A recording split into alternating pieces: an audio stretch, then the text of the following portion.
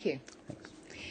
Well, if inflation doesn't get you, the New South Wales budget probably will. Householders have been told to expect more belt tightening as a result of a black hole in the state's finances. The Premier says the latest audit has revealed the budget shortfall is even worse than it appeared when he first took office.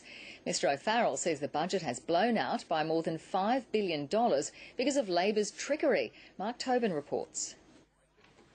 One of Barry O'Farrell's first acts as Premier was to suspend the head of Treasury and commission an audit into the state's finances. This report confirms that Labor did indeed cook the books. The audit revealed Labor directed Treasury to prepay the cost of rail infrastructure projects in years when surpluses were high, so there wouldn't be a deficit in future years.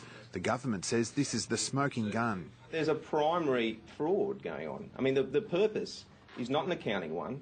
The purpose is to hide a deficit. But the audit found the previous government did nothing wrong, and the prepayment of rail grants is not inconsistent with accounting standards.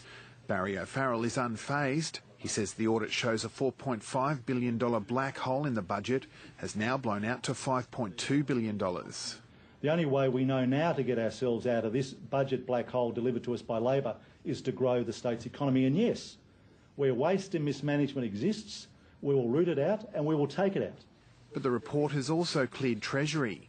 It found the financial reports provided to the Premier accurately reflected available information at the time and were consistent with a robust approach to budgeting. The Lambert report is out. It's an embarrassing afternoon for Barry O'Farrell. No budget black hole, not even a budget pothole. Barry O'Farrell today has egg all over his face. With the government now looking at tightening the belt, analysts say international factors will have more of an effect on the bottom line than anything the Premier does. The New South Wales outlook is driven more by what happens in China than by decisions in Macquarie Street. The government's first budget will be handed down in September. Mark Tobin, ABC News.